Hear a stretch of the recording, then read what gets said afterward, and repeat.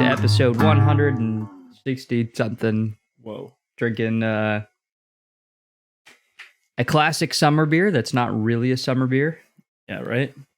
They do it like we've had it July 4th, so like a couple years ago. That's but true. They don't always have it early summer, but they do have it every fishing season. Yeah. But one of our favorites from E9, My Fishing Buddy. Yes. It does have notes in here that I didn't have. Fishing is not about the fish, it's about the time spent together catching them. Tight lines. And that's pretty much everything about this beer. I'm going to start saying that all the time. Tight lines. Tight lines. It's a dry hopped lager, E9 and us included, very much like the hoppy lagers. Yes. Great for doing things like fishing, golfing, I guess, if you do that. Other activities that are outdoors that, boating, maybe. Particularly something that involves the sun. Yeah, and sun and drinking a lot of beer. Yeah. Because you get the hoppiness of like an IPA. Well, maybe not like an IPA, but you get more hops than a normal lager. Yeah. So if you're an IPA, pale ale type drinker, but this is like a little more refreshing, a little less alcoholic. So, wow. Wow. You've been missing it. Forgot how much you missed it. That's really what it is. Yeah. And I think this happens every time. So like that is the nice thing about it being a seasonal beer. Mm-hmm. That's the only thing I appreciate about seasonal beers. We actually talked about this about Bodhi, where it's like we go through phases where we're like, I've just had too much and it's not hitting the same. And I don't like that happens. So for beers like this, it is nice that they come around every once in a while. Bodhi to me is whenever we go to Jack's house, I might crack one open. Mm-hmm. I'm like, oh, nice cold Bodhi. Haven't had one of these since the last time I was here.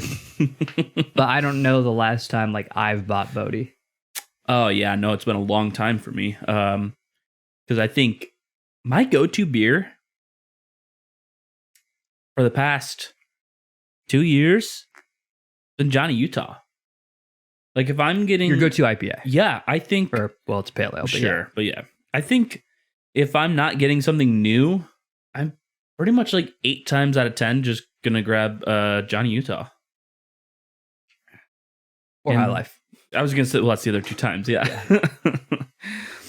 But no, it's just a good beer. But all that to say, yeah, it sucks that this is so seasonal and it's so few and far between that they have it. And nonetheless, too, it's like if we miss it the week they release it, odds are we just don't get any. Yeah, true. So like they sell out. It goes so quick. So, but yeah, it's always very nice to have. Man. It's just an easy drinking one.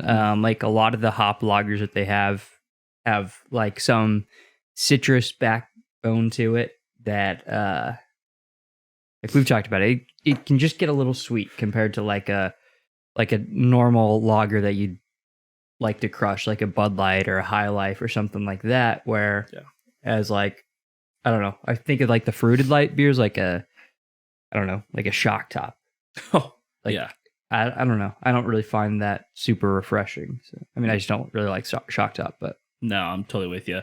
No, this definitely has more of like a crisper, like grassy or floralness going on rather than like a sweet fruitiness. Yeah.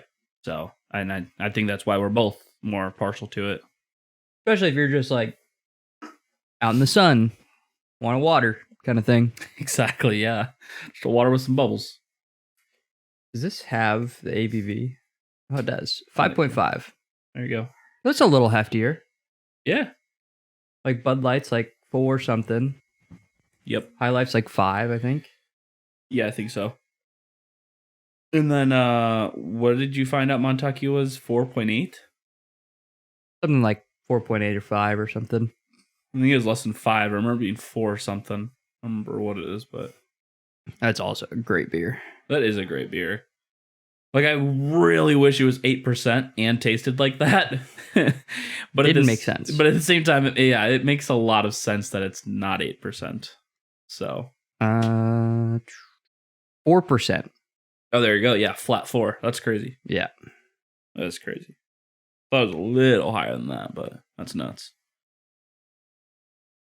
Super crazy. Yeah, that's such a good beer too. Hello?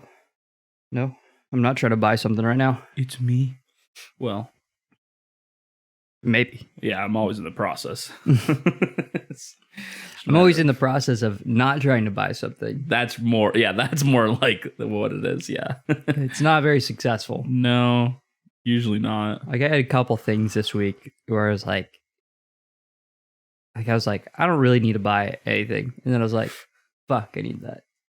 Like I needed a lawn sprayer attachment thing. It's like, yeah, my hose broke. Oh yeah, you know, just random shit like that was this week, where I was like, that sucks. Fun, yeah, but stuff you don't like need, but you're like, I kind of need that. Yeah, that's annoying. We woke up today with a handful of fucking ants by our back door. So fun. That was fun. And so we'll see. It wasn't like it was more than 5, but it wasn't like shit. We're overrun. They own this place now. It wasn't that bad. I mean, it shouldn't be that bad because like we spray often. Well, it's not California. That too. Wait, what? Ants in California? Yeah. Really? Like big time. Actually, now that you say that, that makes sense. We went to. Did I tell you about that? Our first Airbnb we went to in San Diego. I don't think so. So we get in, like my whole family and I. We get in and we get the rental car, and we're kind of dilly dallying around because check-in wasn't until like later, anyways. And we pull up, and it's like, it's fine. It's kind of weird because it's like. It's kind of like an apartment. I don't even want to say townhome, but like there's like a lot of other places like in the little section that it's in. And so we get in, and it was like, it's kind of nice, kind of beachy feel. Like it's not that bad. You'll definitely do because not like we're pretty much just sleeping there. Like we're out and about anyways. It's not like we're gonna be hanging out there at all. And so everyone like brings all their shit in, and we set it down. And I'm trying to remember. I think I was in the bathroom. And I went to take a shit. And so I'm sitting there doing what I gotta do. And I looked down, and I was like, oh, a little ant. And I was like, oh, like 3 ants. And then I looked behind me, and I was like, oh, there's a couple more on the floor. Okay. This isn't the best, but okay. Nick really hates ants for some reason. I don't know if I'm like traumatized or what it is. I think you might be. There probably is like a repressed memory in there somewhere, but I'm just gonna neglect to feed into it and remember it because I'm fine with not knowing. And so went into the bedroom, and there's just a fuck ton of them, like all like lined up on the baseboards, and like there's a lot, and it's like I would call that they are infested with ants there. And then we go. I tell my parents, I'm like, yeah, this place is like just full of fucking ants. And they're like, what? And I'm like showing them all around, like, yeah, it's a lot of ants. Look in the kitchen, they're like all over the stove. I look behind the trash can, and they have an ant trap. So I'm like, I mean, maybe you just always have this, but I'm getting the feeling you knew there were ants here, and you were just like hoping you took care of them. I see. Like, I just think in California, every homeowner has just ant traps in like bathrooms and probably because like that's been my experience. Like they just, especially in like warmer climates and stuff, they're just like everywhere. Right. But so I mean, and it's again, it's one thing, you know, growing up in the Midwest too. Like we got a lot of bugs. Yeah. Being so humid there, and like I don't like bugs, but like I'm used to them. But there's a difference between like finding a few bugs here and there, and then like I'm telling you, it was like but that's they're how fucking everywhere. But like that's how ants are. No, right? So yeah, like it's for the sure. same as finding. Like if bugs. Yeah, if you find like a different bug, it's like you might just find one or two of those bugs. But ants, it is like if you find one, there's more because they're colonizers and right. Yeah, right. And so, but too, like I was saying, like even at our place, like there was like a handful, but like. It was manageable. Yeah. Like at this Airbnb, I'm like, this is unmanageable. Like I could be here all night killing these fuckers, and there will still be a shit fuck ton more in the morning. So I'm like, yes, this isn't gonna work. So in the house that I lived in California, it was like very much like no food upstairs, like ever. For that reason. And then like also they had like a powder thing that they would put along like baseboards and they had like the little clear ant traps and stuff around the house. Yeah. Like it wasn't like you would see them fairly often, but like that's what kept them under like management. Right. Having that stuff. Geez, yeah, they're like, we were going to have ants, we might as well just like try and keep them downstairs. Exactly. It's crazy. And like you really didn't see ants like too often because of that, but it was just like always a thing. Right. No, that makes sense. And someone would like, I don't know, leave something out, some fruit out or something, and you get a bunch of ants. Yeah, that's all it takes is that one time. Yeah. Yep. Yeah, it's gnarly. Same thing happened like when we were in Hawaii at our Airbnb or one of the Airbnbs. Like, I don't know, we left something out, like Tupperware container of fruit or something. Right. A bunch of ants.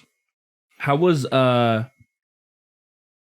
that did get on camera. That's awesome. You had to get that last drop. But it was like a perfect drop too. That was great. How was your guys' time in Florida with bugs? Was that really an issue or not at all? The only one was the what are the like cockroach things called? I know what you're talking about, and I just call them all cockroaches. So they basically are. Yeah. But we had those. Okay. And like 6 or 7 of those in the house. When you first got there? Or like... No, when we first got there, it was fine. I think it was like the second day. Interesting. And then like the 5th day. And then like later on, we had like 3 or 4 nights in a row where like there would be one somewhere. Do you think they were like coming in, or do you think like they were there and because you guys were moving in and moving shit all around and making a bunch of ruckus that they were like disturbed and came out because of that? We don't know. Yeah, it's hard to say. I could see that being a thing, like if they're hiding somewhere and then and so I guess they come in like from like showers and really through the drains and shit. Yeah, so this is what makes them different than cockroaches. As far as I understand what people say, sure, is that they basically die in drier, colder climates. Oh, so okay. Like we would wake. Cockroaches are like indestructible. Exactly. Yeah. Like we woke up one time, or like I didn't even notice while I was in my office. Like Elizabeth came in and like under my desk there was a dead one. Oh, interesting. So like came from somewhere, bathroom or whatever, and then just died. Yeah. Yeah. Well, that's preferable then, I guess. Yeah. So it's like I guess like what happens is they don't even mean to get in the house. They're just doing their thing, and then they get into the house, and then they like panic because they can't survive in the climate, and so they just like. Whereas like a cockroach will like just continue doing its thing, run across you, be fucking annoying. These things just like panic and like basically go to die. That makes sense. That's interesting. So yeah, so they're very temperamental then, like even to the point of like the crisp 68, whatever you keep the house, they're like, no, I can't do this. Exactly. They're like, I need 90 they are degrees. Dying. Yeah. That's crazy. Well, yeah, I mean, shit, you definitely got the preferred one of the two then, I guess. Yeah. But other than that, like, you know, I do a lot of walking, so I would see random fucking weird grasshopper things that... Oh, yeah. We had a lot of grasshoppers in Illinois. Yeah, stuff like that. Like huge ones too. But other than that, nothing too weird, nothing too crazy. We get frogs here, but we don't really get toads in Washington, do we? Not really. Yeah, that's another thing in Illinois. Well, it's like the opposite. Like there are some frogs, like by like a pond or something, but even still, not many. But there's like a shit ton of toads all over. I think Florida gets a lot of toads too. Yeah. We have like a little pond, like that's part of a park next to us. We have turtles. Oh, that's cool. Tortoises or whatever they are living in there. Yeah, little snapping turtles. Mm-hmm. Things are cool. Can't imagine that shit would feel good biting you, but they're cool. I like turtles. Never mind. I can't even. I said that seriously, and then I thought about it for half a second. I'm like, I don't think I could ever say that seriously ever again. I saw a TikTok of him like the other day, or like a reel or something. It's like 10 years later now. A lot longer than that. Really? How old is that? I mean, I guess that clip was old when it even went viral, right? Yeah, it was. So, let's see if I can find it. That's crazy. Jonathan Ware. All right. He's now an American pianist. Okay. I don't know if this is the same guy. Oh, well, that's kind of pivotal to your story here. He's not. Oh, okay. In 2015, there was an article that said he was 18, so he's 25. Okay. Wow. Have you seen overly attached girlfriend meme girl now? Mm-hmm. Who just like leans into that shit? Which, yep. Good for her. I mean, you got it. You just keep your fame going, you know? Exactly. Yeah, that's funny. Yeah, I've seen a lot of videos recently, like something like that. Just like old shit come back up. Yeah. Yeah. I've been surprised. Well, I don't know if I should be surprised or not, but I was gonna say I've been surprised with how much gun stuff the internet has been feeding me. Because I know, like, YouTube and Google both, I mean, well, they're the same company, but they both like to stray away from suggesting that shit to you. Yeah, that is weird. But at the same time, they're like, but he's going to click it, so. Well, it's like those companies do buy advertising space. Mm-hmm. There's probably just rules around, like, because I think how it works is they buy advertising space for a specific post, and then that purchase can get approved or denied. But if they approve it, then it's like, right, get shared to the audience who searches whatever things. That makes sense. That would make sense.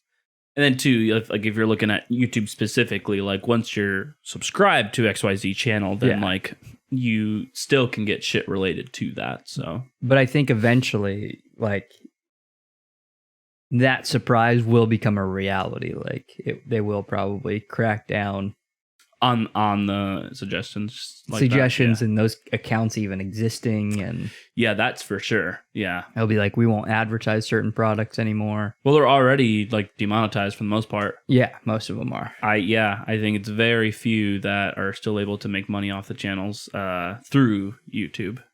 Yeah, which this is why like you see ads inside every video now, like not just like YouTube ads, but like the person doing the video is like sponsor segment. This is who's sponsoring this video, kind of thing. Like it's really hard to watch Michael Malice's podcast.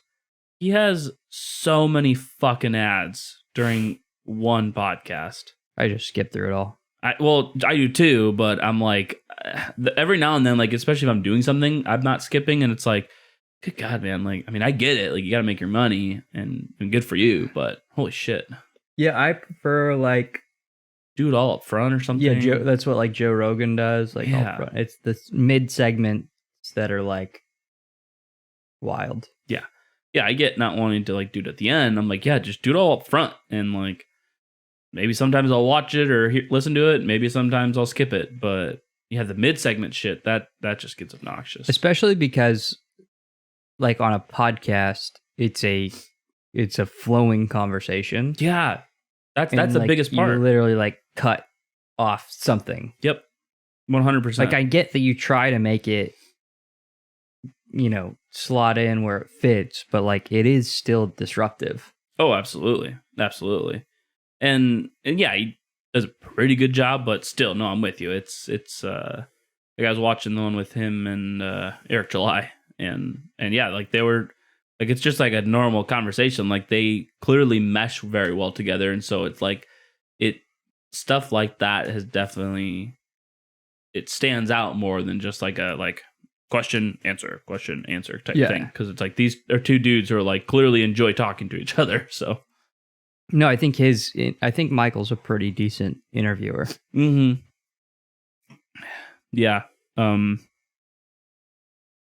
Him and I got on a kick for a long time, that Hot Ones show, because that Sean Evans, that dude's like fucking fantastic, and I know like he has a lot of other people doing research for him as well. But I mean, I know he does some of his research, or if not a lot, I don't know. I know he does some at least.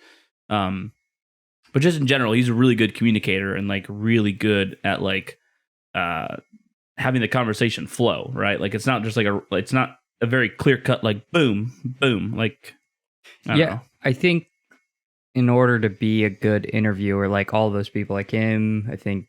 Joe Rogan, Lex Friedman, Patrick Bet-David, like all like those kind of people are inherently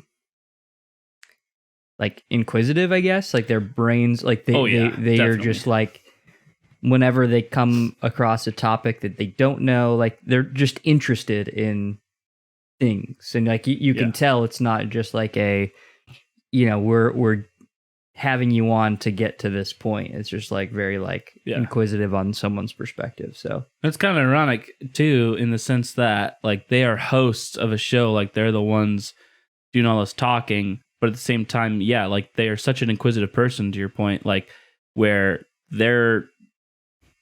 you could say like they're a better listener than they are a speaker, and that in turn makes them a better speaker. Because it's just people like that, like Joe Rogan too. Like Joe Rogan's a fantastic fucking interviewer. Well, not just a better speaker, but I think it like people aren't watching Joe Rogan to hear Joe Rogan's thoughts on something specifically. Right. Like they want him to let his guests speak and bring their expertise or their thoughts or whatever, and then also have Joe's like reaction to that evidence, right? Like it's not just about like how you speak, it's just also like how you're engaging another person meaningfully. Oh yeah, right. Like it's not that you're there to hear them speak so much as like you're there to hear the way that they get information. Yeah, I guess. I don't know.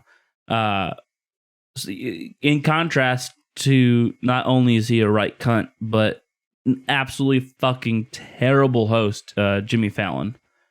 That he can, the shitty part about him is that he can be funny. Yep.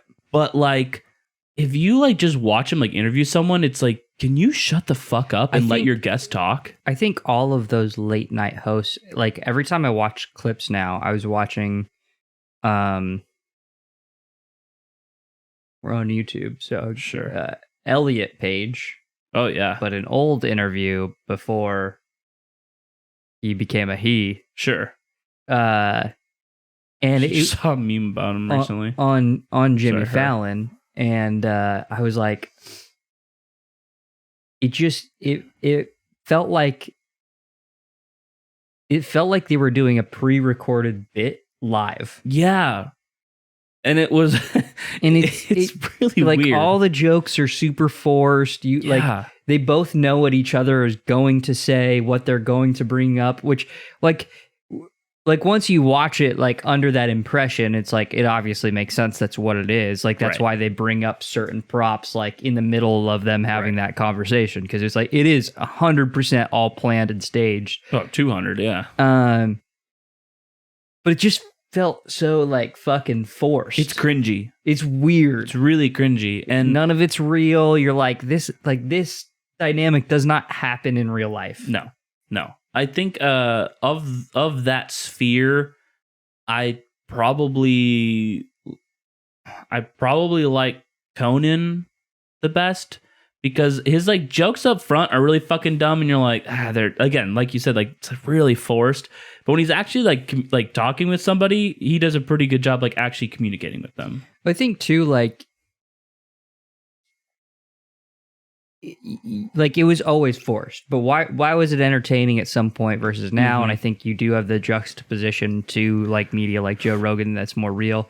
Yeah, that helps. That's true. But I think also things have just gotten so political and serious now. Yeah, instead of like fun. Like look at Jimmy Kimmel. Like what the fuck is this guy doing these days other than just commenting on current politics, and that's it.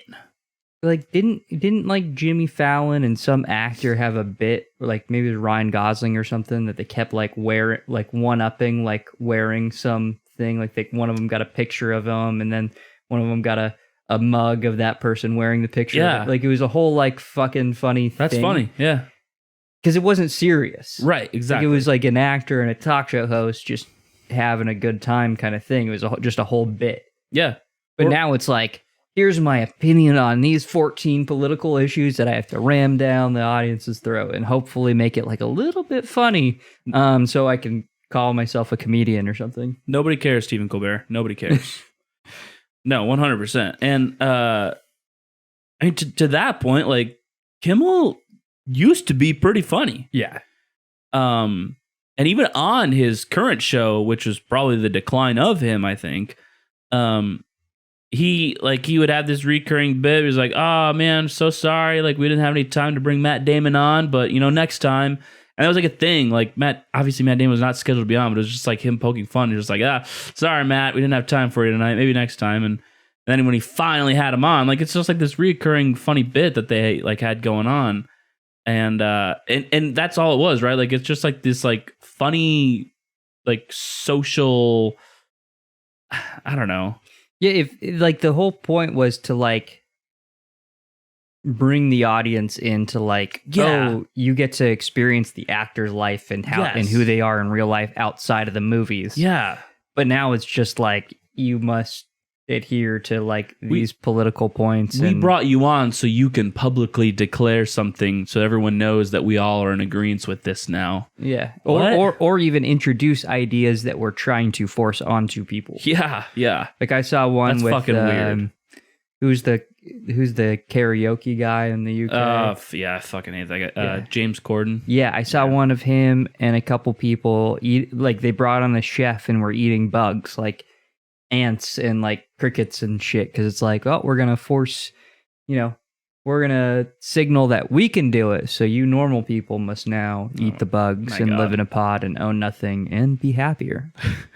That used to be a terrifying show called Fear Factor, actually. And Joe Rogan has opinions on that too. Yes, he does. Oh man, that show was great. Oh, Fear Factor was fucking fantastic. Missed that shit. That was prime television right there. Bro, those fucking anyone who thinks that those late night shows are funny, you should just not associate with them. Oh god. I think the guy I hate the most because of how funny he thinks he is Seth Meyers. I haven't seen anything from Seth Meyers. Please don't. I'm not interested either. It is worse than him on SNL, and him on SNL was not fucking funny. Dude, SNL has gone to shit. I don't understand how he like kept his spot on that fucking show for as long as he did because he's not fucking funny. Yeah, but SNL isn't funny anymore, so sure. So he's like he is the least funny in the not funny negative scale there. Yeah. God, it's so bad. It is so fucking bad. I think for me, Trevor Noah is probably the worst. Ooh, yeah.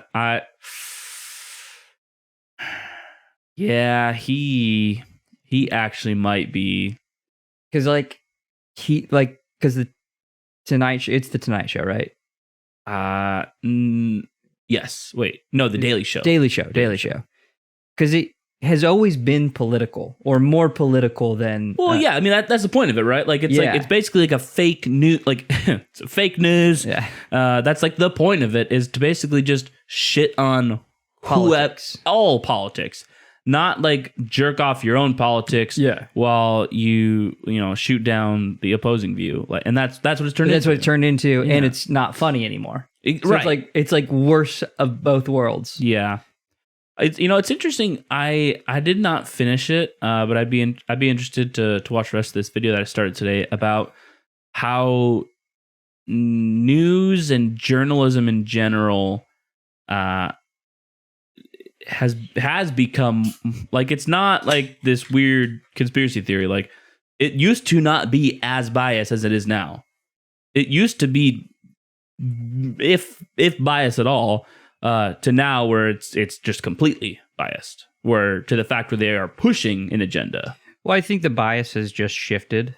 Probably is a better way to put it. Well, that's what I'm interested to find out with the rest of this video, because I'm like, is that the case, or has politics just changed?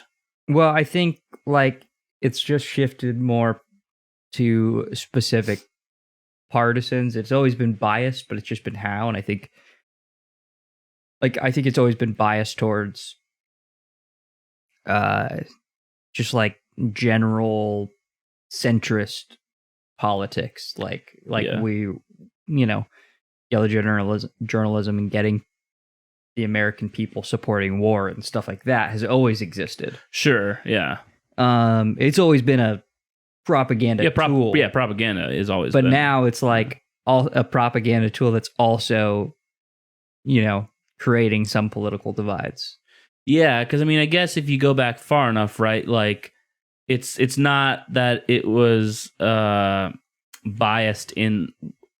It wasn't intrinsically biased. It was I don't know what the fucking opposite word. Extrinsically biased, where it's like, us versus the Brits, right? So it's like, exactly. Obviously, if you write anything about America, everyone's going to love it. It's going to seem like it's just one plain factual belief. Like, the goal was to, Iraq has nukes. So the goal was to unify the American people. Right. In order to get the support for that war. Right. And now it's like, divide the American people for specific goals of certain wings of the party, even though it's like all kind of bullshit anyways. But yeah, even though it's all bullshit, I kind of preferred the unification. That was a little bit nicer. I enjoyed that more. It was at least a time that you felt like you could care less. That's really what it is. And we've talked about that too, where I think you have jumped into paying attention to the political regime much sooner than I have. But I think we both can agree that it matters more now than it did before. And that has nothing, it doesn't entirely have to do with our age and, where we're at, as much as it just like, oh shit, just fucking splooged everywhere. And you got a blanket? Like, but as much as, like, they're just different times. Well, yeah, it's like, I think people can make the argument that, political pain has always existed for certain groups and everybody, even. But I think, like, it's not, like, that's certainly true, and that's why people have always cared about politics. And I think, things like overseas wars and the drug war and stuff like that have always been controversial and like hot topics that affect everyone's daily life, but they haven't been so real. Yeah. Like, unless you were actually in the war or you were getting prosecuted for drug crimes, right, it didn't really affect you. Right. But like, as gun owners, for instance, there are like laws on the books that are that make us criminals overnight. That we don't vote on, we don't get a say in. We got, I voted against this person that got elected to be a representative of me, even though I wasn't supportive of them. And they're setting up laws to make me a criminal, literally criminal, like can get charged with a felony, get thrown in prison.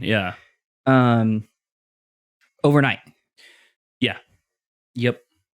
Yeah. If you don't comply, you are a criminal. And the gun industry isn't just the only one. Like, that's just top of mind for me, where it's like very relevant. I mean, the lockdowns, that's a good one. It fundamentally changed every American's life. People, if people are getting tickets, I've heard. Like, people were getting tickets for like being out on the beach on public property. No, people were like handcuffed. In America, I should say. Yeah, people are getting handcuffed for bringing their kids to a park. Yeah. Saw one where a 10-year-old in New York City was put in handcuffs because they didn't bring their vax passport to a museum. Oh, Jesus Christ. I mean, like, things that you just, like, in 2000, maybe we're just biased because we were kids, but, like, I feel like that would be, like, an unheard of. No, it absolutely was unheard of, right? I mean, I don't know. Not to say like government was never overstepping. Sure, or should have been in those days, and there are probably stories, but like, well, they take an inch every day, right? Yeah, and so it's just logical that it is more now than it was, and probably not just an inch. It's probably exponential. They probably take smaller, higher curve amounts, and then it gets larger and larger and larger and larger, and then eventually it snowballs down the mountain. You're like, how the fuck did we get here? Right. And that's how I feel like politics has become. And I think that's probably true, because you look at like even generations younger than us are just like fucking posting on social media about politics and stuff. Whereas like, you'll see 16-year-olds talking about like Roe v. Wade on TikTok. And it's like, yeah, you're like, what the fuck? When I was 15, 16, the videos I was watching on YouTube or Google videos or whatever were like, I don't know, Rebecca Black. Panda sneezing. Yeah, panda sneezing. That's a good one.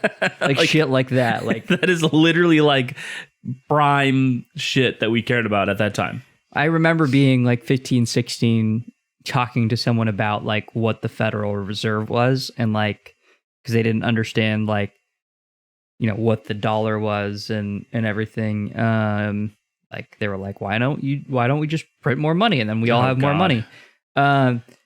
But like that was the level of politics that I was involved in, and I was like, oh, here's how this works. Right. But it was never like the government is here disrupting my daily life. Right. Yeah. Yeah, exactly. And I feel that on a daily level. Like I go do something and there's like something where I'm like, this is just retarded. Right. Yeah. And I mean, for as much, it's interesting, for as much as the internet and social media has brought unification and has made the world feel a lot smaller, it has also brought so much division now. Yeah. As well. Like it's crazy. Which I don't think is necessarily a bad thing. Like people talk about division like, oh, we need to be more unified, and it's like, no, I get. I'm not saying you're saying that. I'm just saying like I think a lot of people say like it's so divided now, like it's a inherently bad thing. It's the same people that say that democracy is inherently good. Yeah, exactly. It's those same people. And it's like, no, things are good or bad, and like, both of these things could lead to one or the other. Right. Just because everybody agrees on something or not doesn't make it good. Yeah. Pretty sure if you got a bunch of pedophiles in one room, they'd all agree that fucking kids is a good thing. No, like I think Wonder if I can find it. I probably can't. On the 4th of July, you had the celebrities like fucking. Oh yeah, just like jizzing over the Chicago shooting. That and like, how can we celebrate this day when I know when Trump or something. Yeah. And I don't know if what was everything like. Everyone was just complaining this 4th. It really. I didn't go on social media on the 4th because it was really pissing me off. Yeah. I'm like, then go to Canada. Go live in fucking Canada and fucking just go. If everything is so bad, if you have no rights, then just fucking leave. People don't realize how fucking good they have it. Well, also, people from... I hate when, someone says, then just move, just leave. Especially on someone telling someone on the left part of U.S. politics, because they look up to other countries. The people on the right don't really have. That's the hard part. We have particular states. We don't have other countries we really look up to. Yeah, right. No one is doing things the way we want. We are already at the best there is across the world. Yeah, from our perspective, anyways. Right. But then right. That's what I mean. Yeah. But they're like, oh, poor people can't move or whatever, and it's just like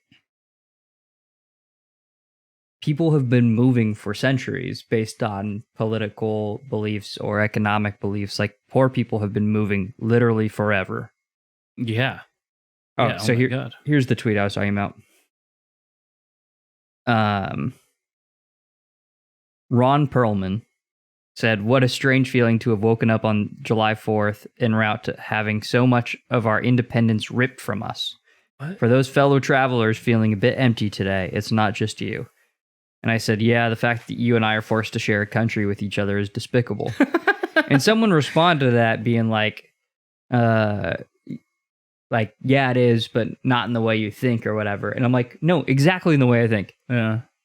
You don't want to share a country with me, and I don't want to share a country with you. Yeah, it's the same thing. It's fine. Yeah. I'm not upset about that. No. But I'm not the one trying to force this shit onto everyone else. I'm the one advocating that we just not share a country. Yeah, let's hashtag secession, right? That's fine. Secession 2023. I don't know.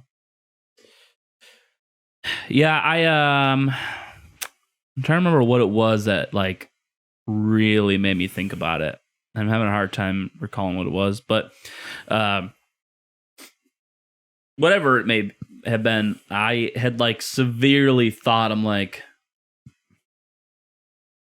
I've heard New Hampshire's pretty beautiful, actually. I've heard New Hampshire's pretty beautiful, actually. I could probably get used to the cold again. It's in my blood anyways. Well, it can't be that cold like Chicago. I know it gets cold, but it's not like Chicago cold. I don't know, because it's more north. It's fucking up there, man. Yeah, but Chicago has a lot of particular things that make it especially cold. It absolutely does. Yeah, the Midwest in general, it's fucking gnarly. It's a pit of death for sure. And New Hampshire being closer to the ocean, I feel is not gonna, you're not gonna get as dry fucking wind that kills you. Yeah.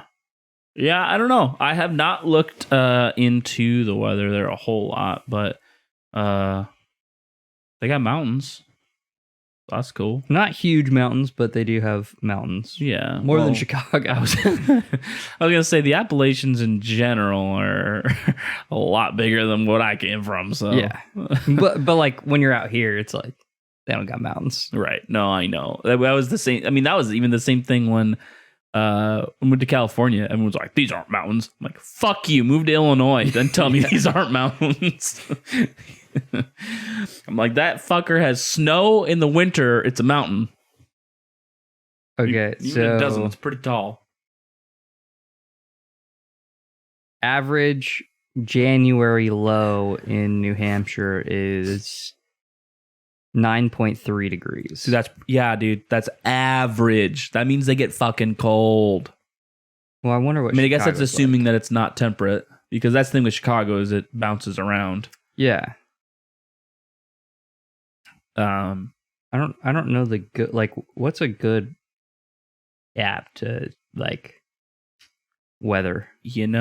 I actually don't think it exists, if I'm being honest. I searched for a long time for one that I liked, and I just ended up saying fuck it, and I just use apples now because. Well, I just mean like averages, like historical and stuff. I just Google it. I don't know. Okay, so January, it looks like. Dude, I don't know. Here we go. This is average Chicago temperatures by month. Let's see here. January, the average low is 22 degrees.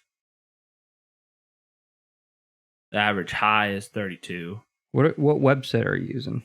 There's Google doing a thing for me. See, I was hoping that I would do that with New Hampshire, and it just didn't happen. So let me see. Average temperature by month, New Hampshire. I wonder if it's illegal to call it that there. Nothing's illegal there. Sure, yeah. Okay. Oh, okay. Well, it kind of did, but didn't really do it. But yeah, so the average low in January in New Hampshire is 9 degrees. The average high is 30 degrees.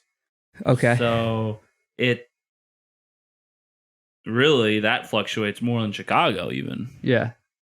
So I wonder if they just have some really cold days. That could, I mean, yeah. They have like a wider range, and therefore it drags the averages around. Ooh, this November, I bet they're never. It looks to be on. Holy shit, dude! What? This is not average temperatures. This is horse shit. There's no way this is correct. This is like fucking California shit. I don't know. I'm sorry. I'm waiting. It's such a big difference. And you haven't said anything. So much colder. You literally haven't said anything. July. You know what? Okay, so it looks like July is the hottest month there. The average low is 57. That's fucking cold for July, if you're calling that an average. Well, you don't really look at lows. The average high in July is 82. That's pretty decent. Yes, and that's that's the hottest month. But that means they here. just swing from there, yeah. No, I mean like swing temperatures pretty wide. That's what I'm saying, like California, where it's like yes, in the middle of the night, it'll be desert, like 50 degrees. Desert in California, it gets really fucking cold and then really hot in the day. Yeah, with 90 in the day. It's crazy.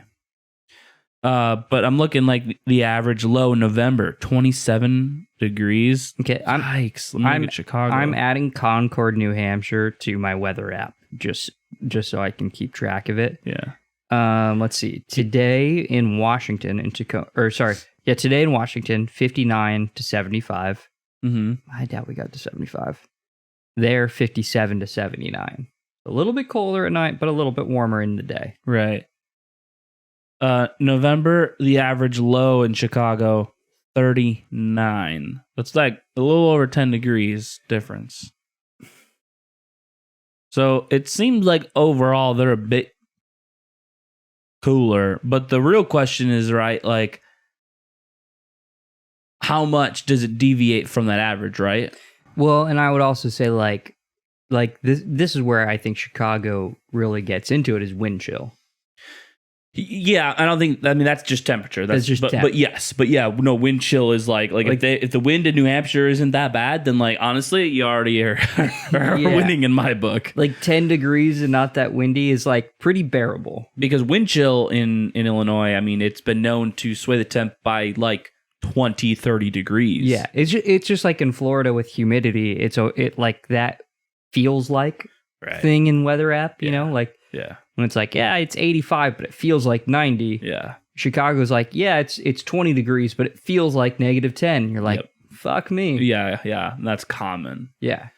But, and so, yeah, I wonder how much they sway off their average. So say, January, their average low is 9. It's like, Okay, but like, what's the coldest temp it's got in the last 5 years? Is it like 0 degrees? Because like, yeah, not bad. I mean, that's cold. Don't get me wrong, that's cold, but not bad compared to Illinois. Yeah, comparatively, someone's like 0 degrees. That sounds the worst. I want to die. Yeah, you're right. It is pretty fucking cold. But I will take it over fucking -30 being the temperature.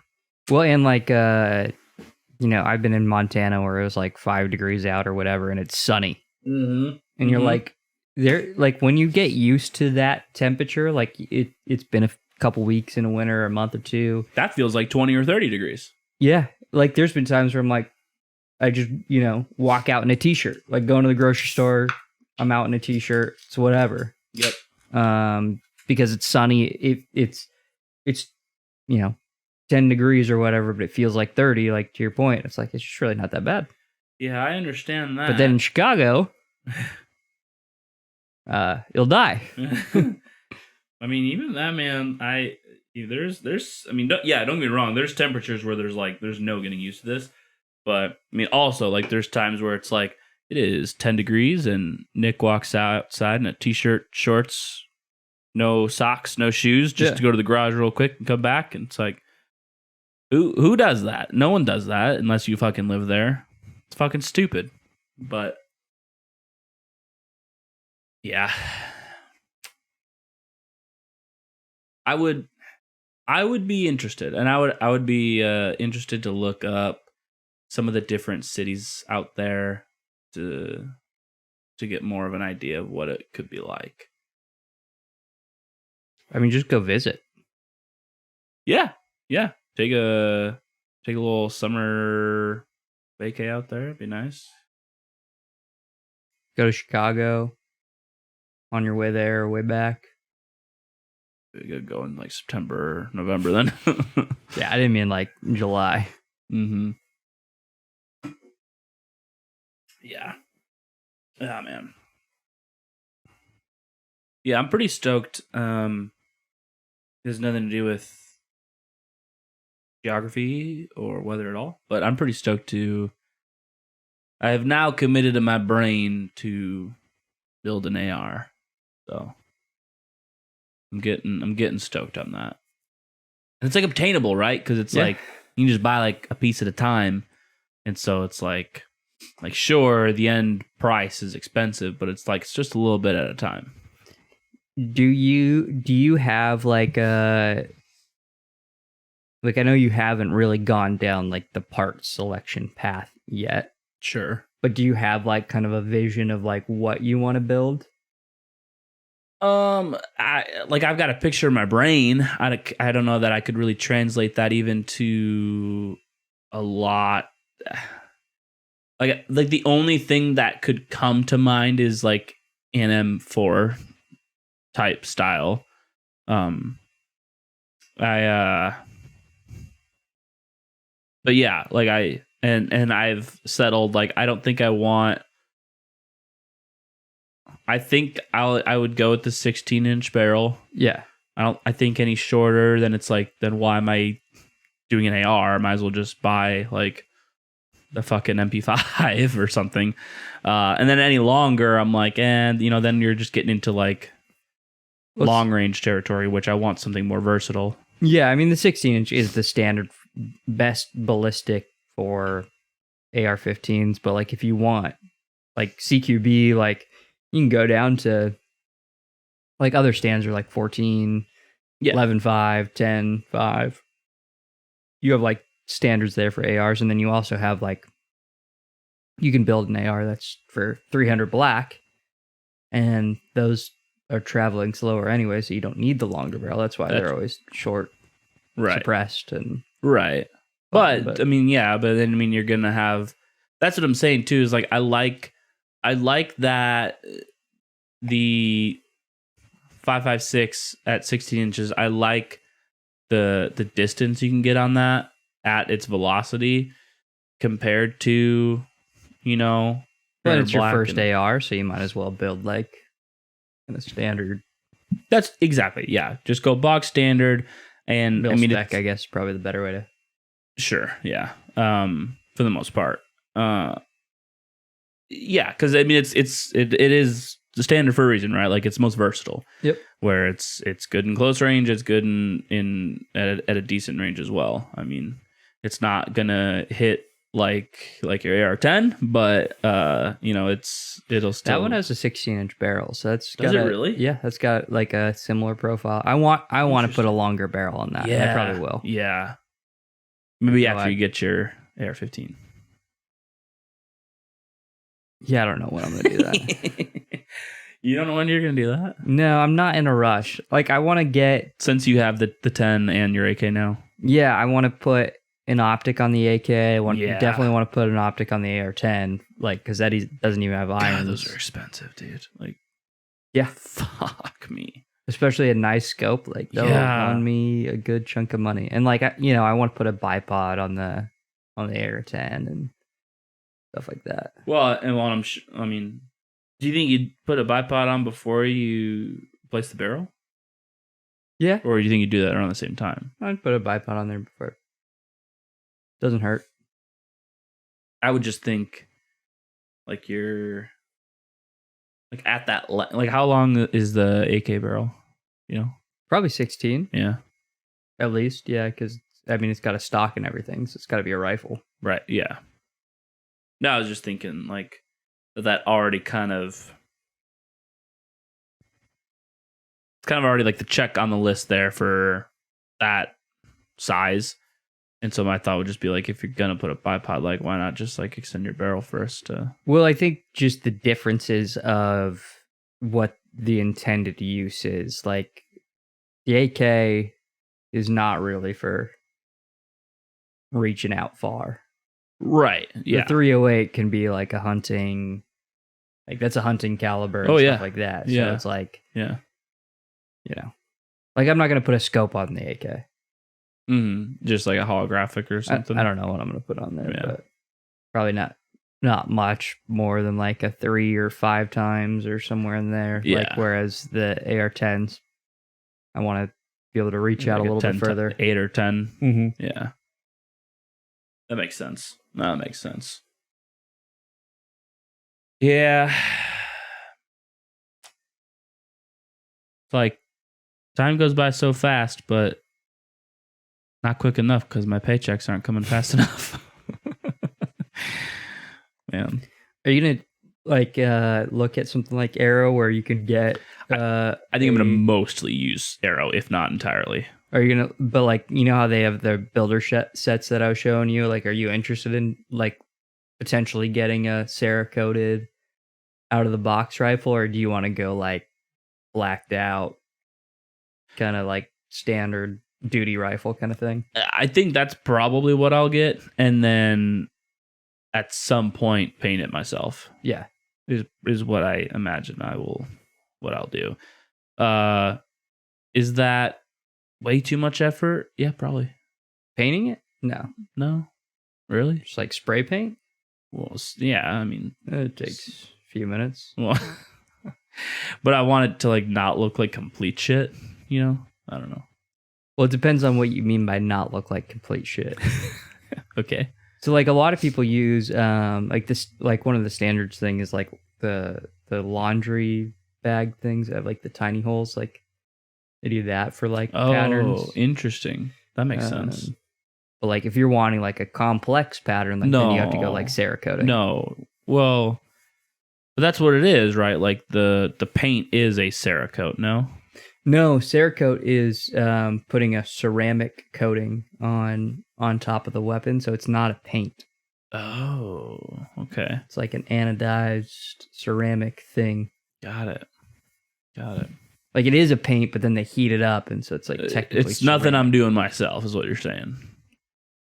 I mean, you might be able to. I don't know. I have no idea how you do it. But if you're going like the spray paint route, then it's like you're not doing like the right pattern, like complex patterns and stuff. But no, yeah, and I wouldn't want anything super complex anyways. Like just something broad to like break up all the spray paint stuff is gonna like break down over time. Yeah, which almost makes probably it not even over time either. Better too, just because like fucking rifles get hot. That's true. It's true. even the AK when we were shooting it, like we weren't even like shooting it a ton. It got hot. I mean, we go through maybe 2 mags, not even more than 2 mags. Really? Like 2 mags each, probably. Really? I think so. I do not remember shooting that much. I think so. I don't know. I just felt I mean we were shooting at like 100 yards on irons, so we were taking our time. Yeah. So that's all that I'm remembering. That was fun, man. That was fun, and that got me thinking too, because like this weekend, all next week, next weekend, it's looking pretty good. Like, and I said pretty good because I'm just trying not to jinx it, because looking really good. And like, it also got me thinking too, like I will go to WGS, especially since like I need to get more proficient on my handgun. Yeah, I think WGS is the way to go for practicing. But at the same time, like, just so we can like A, make a day out of it, and B, like not be so limited. Like, I also wouldn't be I wouldn't be entirely against driving out down the 90. Yeah. Going somewhere, even if we're not like staying out there, even just like for half a day, you know. Or no, agreed. Yeah. I mean, I would prefer to stay out there at that point. Me too. Yeah, I would too. Nice, but at the same time, I'm like, I think I've gotten to the mental mindset where I'm like, I think I just really want to go out there. Yeah, like I think we have to prep a little bit, because I think we'll want like a table. Totally. Right. And we'll want like some sort of target setup, but yeah. Which apparently on Amazon they're really cheap. Yeah. So good to know. Because it would be nice to like properly set up like distance, yeah, and like have like a table where you can like feel comfortable having your stuff out there and like practice like drawing and shooting and stuff like that. Yeah, I mean, even if it's yeah, I mean, it would take a little bit longer, but even just like taking the tape measure and to measure, like, you just do like a couple, 3 or 4 measurements out to set the targets, 10 the yards, exact distance that you want, 15 yards kind of thing. And yeah. So I think we should do that really soon, because I've been really jonesing for that. And like, fuck me, like all the videos I've been watching, and then I just fucking been watching the terminal list, and I'm like, oh, man, I need to get better. Yeah, I need to watch Terminal List. We watched so good. We finished Wrath of Man last night, and then we watched Most Dangerous Game. Oh yeah? It was kind of meh. Yeah, okay. Had like Liam Hemsworth and stuff in it. It was entertaining, but yeah, it was entertaining. Yeah, I get that. Wrath of Man was good though. Okay, yeah, I do want to watch that. I do want to watch that one. No, Terminal List, like,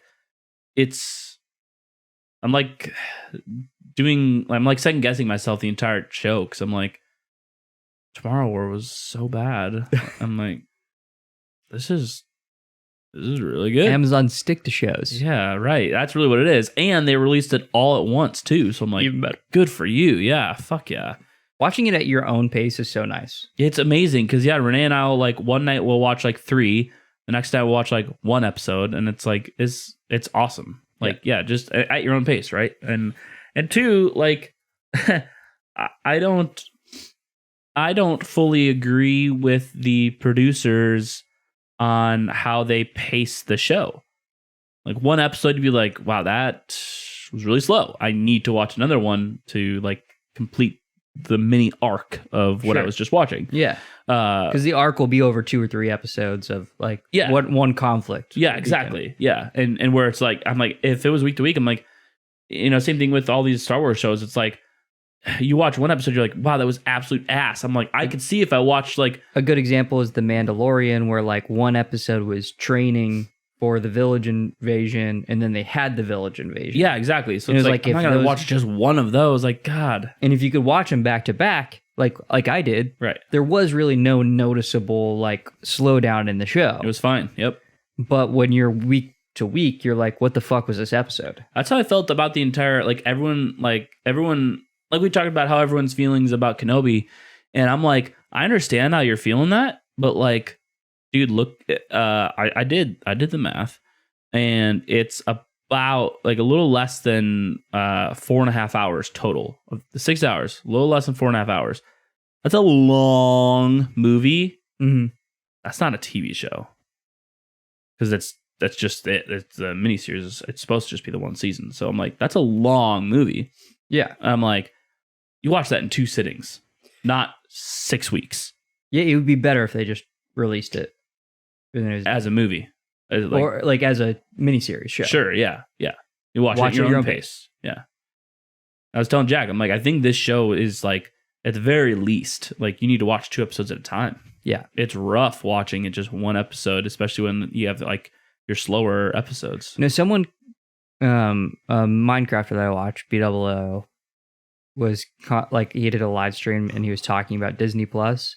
Mm-hmm. And like, he kind of shares the same feelings that I do, how it's just like storytelling garbage. Like, he's like, every shot in The Mandalorian felt like, here he is in the ship. Here's another scene where he's walking out of the ship. Yeah. Here's another scene where he's stepping off of walking out of the ship. Here's another scene where he encounters a person. It's like, now you've just wasted a minute and a half of like 4 shots of Mando just walking out of a ship. Yeah, you have now consumed about an eighth of this episode. Congratulations. Yeah. Like, you only have 7 more of that, and then the episode's over. And there were 4 beautiful shots, but totally. They were meaningless. Yeah, absolutely. And I was like, yep.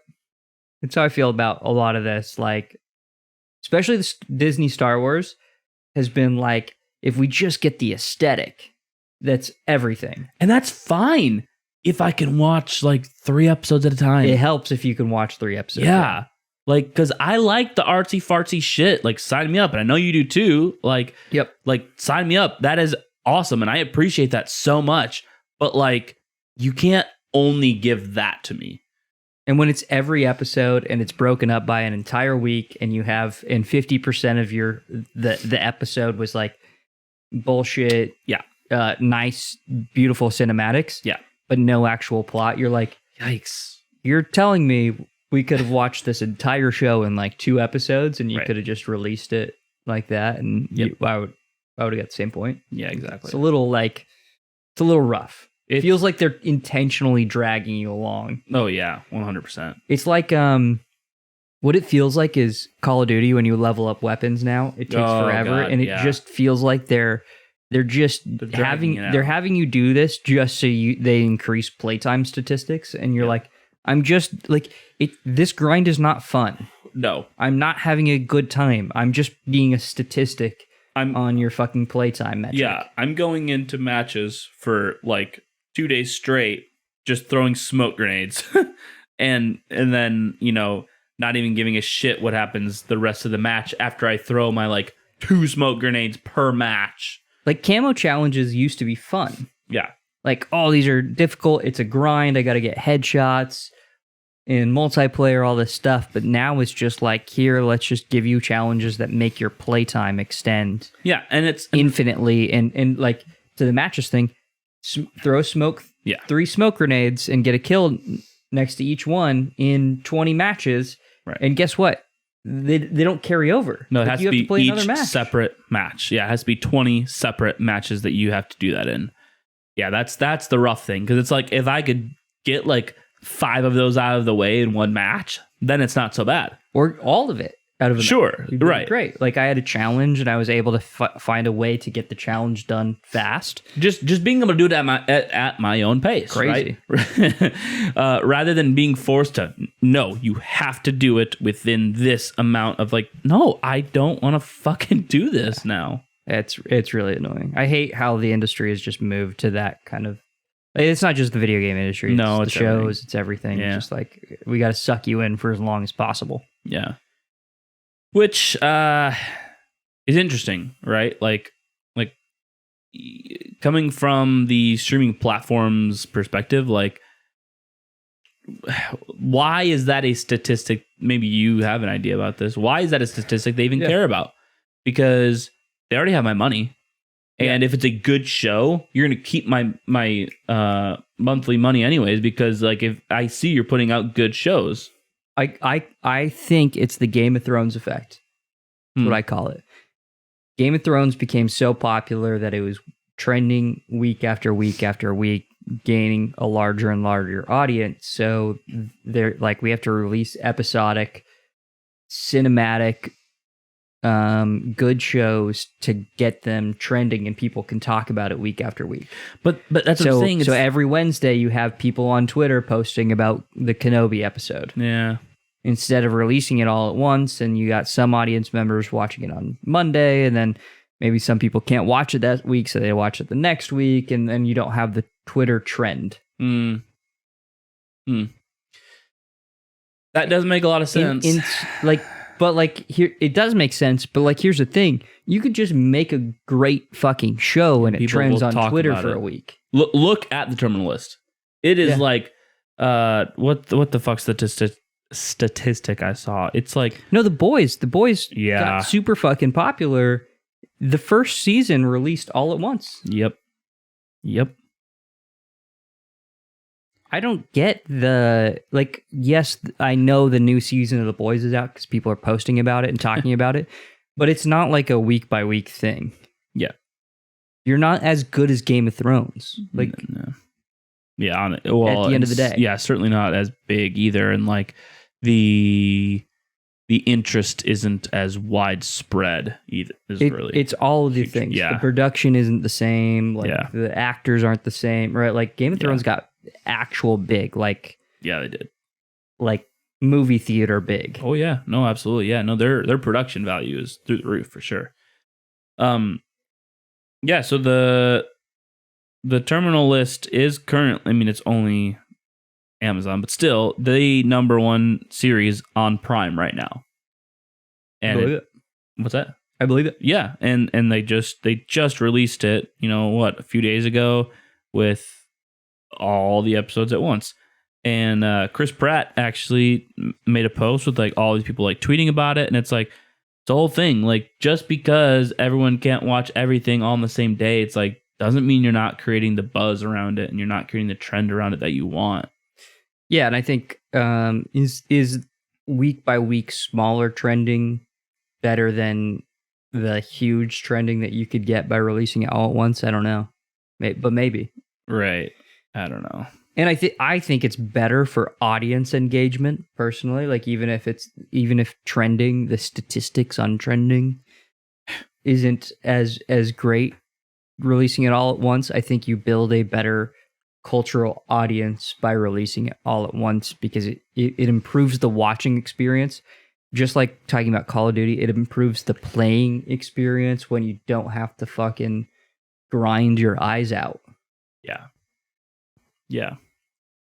Like if I had like a fun grind, it would make me want to play Call of Duty more. I haven't wanted to pick up Call of Duty in months because like I just know like I'm behind on all these guns. I'm not going to grind them. I don't give a shit. Like I know, and it sucks because like, but if I had a good time, want to play. I miss playing Modern Warfare 2. Yeah, I miss playing even Modern Warfare with the boys. Like when it was a lot more simple. Like it was fun to just hop on. Oh, do we want to do Warzone today? Do we want to do multiplayer? Maybe we switch back and forth.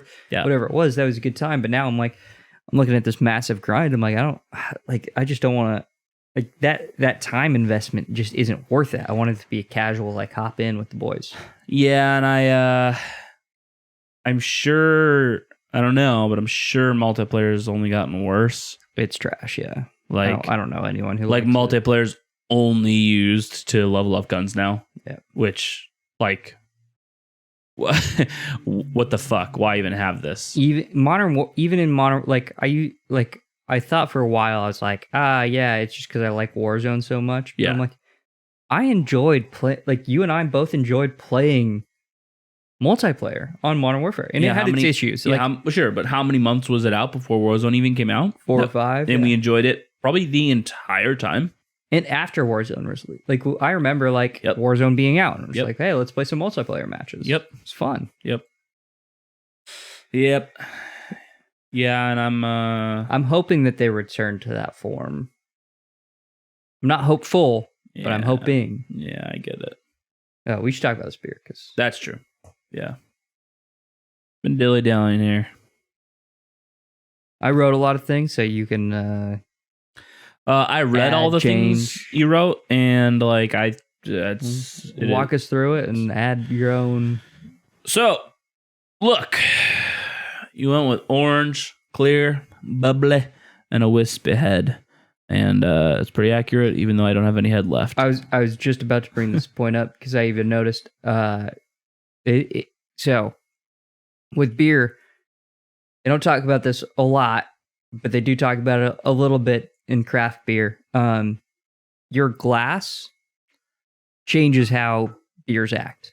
Yeah. So my beer, I mean, I'm at the very end, but like my beer, looked more carbonated, and had more head than Nick's throughout the drinking life cycle. Yep. Like I just refreshed it, and it's like already like going down. Which you do have more of the standard lager glass, and sure, mine's definitely IPA, but yeah, still. Well, I mean, yeah, theirs are like skinnier and taller, like your typical lager glass. So yeah, I don't know. It's just kind of the standard pint glass, I guess. Yeah, I wonder if a skinnier glass dissipates the carbonation slower. I bet it does. I would think it does. Because the carbonation starts at the surface area of the glass. Right. So, and if there's a lot less surface area, then I think so. Yeah, that would make sense. Or bottom surface area, I guess I should say. Sure. Yeah, very interesting. Moving on to smell, though. You said it's very dry, a little malty, and a bit floral. And I mean, that's... Even if just upon first... He hasn't smelled it, but he can imagine it. Even upon, like, just first getting into this, like, our first opening comments about it, that's, like, what we said. Maybe give us a good smink. Got a little wet on that one, but I didn't breathe it in, so that was, like, really nice. Wow. God, it's... I love how floral this is, and, like, not fruity sweet. Like, I love that. I think it is the better lager experience, personally.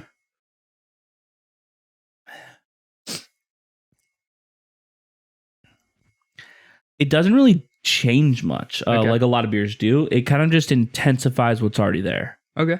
So I would say it's nice, but not necessary, personally. Did you just go for a smink on that one? No, I didn't. I was really. I'm just so far down. Okay, it's just kind of wordless. Can I get you to smink this, or are you just like fuck you right now? Nah. Okay. Going on to taste. Got you. You thought. It's crisp. Wait, are we in taste or feel? It's crisp. It's a little bit malty, and like we keep talking about, it's floral, and you went earthy. You think earthy? See, I originally thought grassy, personally. Maybe grassy. I was trying to think of it's not vegetal, right? Mm-hmm. Maybe grassy. I don't know. I still can see earthy with the malty because it's not. I think that's what it is. I'm trying to describe the malt flavors, and it's not caramely. No. So I think like it exists in that like floral, vegetal, floral, grassy, earthy kind of tone, like the darker tone of that. That's totally fair. I think I'm just going to add grassy to taste there. Yeah, and, I accept that. And yeah, I think that's all very fair. It's always so hard. Like you're tasting something that you're almost describing visually too, and also like smell wise, like it's it's touching on all of those things, and you're like, what is the perfect word for this? All while trying to physically see and write down what you're thinking while talking to someone else about something else. I can't do that. You're really good at doing that. I cannot do that. I'm like, please take the fucking floor while I write this book, because I can't fucking do it. Oh, by the way, totally random for the podcast, but very relevant to us. Did you see my straw hat? Yes, actually. It's funny because I had an advertisement for one earlier, and I'm like, I wonder if he got that in yet. So that's there it awesome. is. It's fantastic. I was half thinking, I'm like, maybe I just won't know until like Saturday just shows up wearing an E9. I'm like, that would also be awesome. I don't think I think that's more of a front lawn shirt off kind of thing, but maybe. Yeah, it depends on where we're sitting, and like if we're red chairing it at E9. Yeah, red chair at E9, okay. Yeah. But like at our normal table, I want to be like full sun beating on me, playing deep sea adventure kind of thing. That's I 100% get that. I don't want the straw hat. I'm not trying to avoid the sun. I'm trying to accept it. I agree. Bring it on. I totally agree. Moving on to feel now. It's very light, it's bubbly, and refreshing. There's nothing. There's no two ways about it. It's what you see is what you get, and it's pretty great. I mean, honestly, it's really not that special of a beer.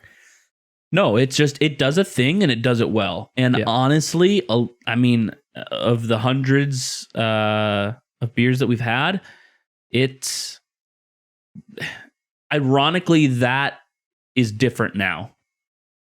Like, that's not common to do these days. Yeah. The common thing to do these days is be fucking weird as shit and have as many different notes as you possibly can. And it's obnoxious, personally, I think. It's like calm the fuck down. It's like having a truck, like a general duty truck. You can haul like pretty much anything you need it to. You can throw shit in the back, relatively comfy. It gets the job done. It doesn't have the air-conditioned steering wheel. Yeah. It doesn't have the auto parallel park, but you know how to parallel park. Yep. And you're not a bitch, so you can grab the hot steering wheel. That's how I feel about this beer. It's like, is this something special, game changer? No. But it hits all the marks that it's supposed to hit. And it does it well. And it does it really well. Yeah. It's just kind of, it's reliable. It's got you covered. And I think that's what makes this beer like very good. 100%. 100% agree. Last thing is critiques. If you want to touch on that yourself. Yeah, I felt like I had to throw some critique at it because we're talking this beer up, and I was like, if it was maybe a little bit hoppier, like had a little more funk to it. Yep. I mean, at that point, maybe it wouldn't be doing its job well. That's you could, fair point. I think you can make that argument. Sure. I'm just like, it was really like, what's one thing that you could critique this beer on? I'd be like, yeah, maybe a little more hoppy, maybe something. I don't know. Yeah. What do you think? No, I couldn't agree more. And that's an interesting point that you brought up that I didn't really think about, but you could be right. Whereas maybe it was a little more hoppy, but maybe it wouldn't be doing its job as well. Like, maybe then it would leave too dry of a finish, and it wouldn't finish so clean. So it's hard to say, but I'm with you. If you got to pick anything apart from it, it's like, yeah, maybe you are just like not quite bitter enough. So yeah, I like the sweetness level for what it is, because it does have a little sweetness there, especially after you're like 2 in. Yeah, it leaves some residue on the mouth. Yeah, it's not unpleasant, and it's certainly not as much as to bring up another one of their beers is the On Point, where I feel like the more we drink that, like the more we notice it's it's a bit too sweet. Like a good differentiation doesn't make you want to drink more. Yeah, exactly. The residue in your mouth just makes you want to keep drinking it. It's like, I need a little refresher on that taste in my mouth. Yeah, and not in like wow, my mouth is just was left in such a state where this was so sweet that I'm thirsty. Yeah, I need a glass of water. Yeah, not in that regard as much as like wow, that was really pleasant. I want to take another sip of that. Yep. So like I'm done with my 2 beers. I can drink another one. Oh yeah. On Point, drinking 2 On Points. I'm like, I honestly, I probably don't drink 2 on points. I probably drink 1. And I was like, that was a pleasant experience. Let me move on. I'm really glad on a couple weekends ago that you did not get that 6th barrel on point. Wow, would we have died in that sun? The Kolsch was a good fucking call. Well, I was concerned when you got to Coma Brew at the Valley, and you're like... I was like, and you're like, oh, I don't know how to break this to him. We got a lot of it. No, I think that was a mental thing. I think so too. Because like by the time you got like halfway through it, you're like, no, this is pretty good. Yeah, this is good. It was definitely like I thought this was the bad one. And so it's like I pushed that idea on it. Well, and I think also you were probably drinking an IPA beforehand. So like going from a hoppy beer to a light Kolsch, like it's a drastic difference. 100%. So no, that was Tacoma Brew was the absolute perfect call. Yeah. So thoughts? Can't wait to drink this again. Yeah, that's a good thought. I'll write that down. Yeah. Keep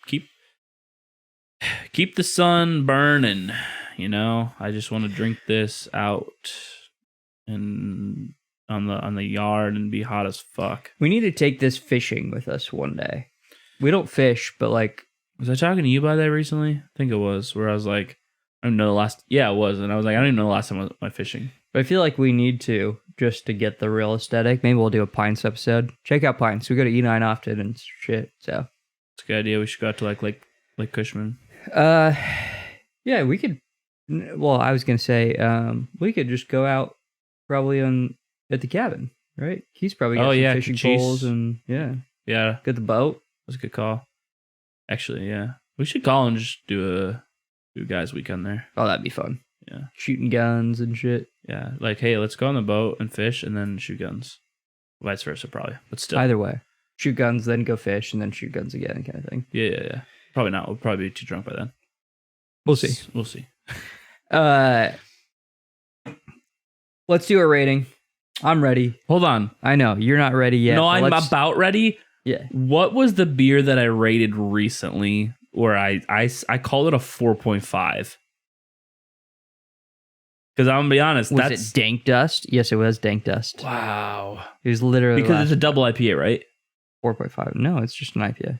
No. Yeah. No. Yeah. Okay. And it's probably just because it was a weed IPA that I said that in general. But before that was Milo, and you rated that a 3. Before that, okay, I'm ready. Homegrown Spring, you rated a 4.2. I'm ready. Before that was In the Loop number 4, and you rated a 3.5. We're having. I know we said this, but we're having really good beers lately. Apparently, it's pretty great. Yeah. I mean, that was the whole point. That's what I'm saying. That was slow down so we can drink the good ones. Yeah. Yeah, I'm ready. Okay. 3, 2, 1.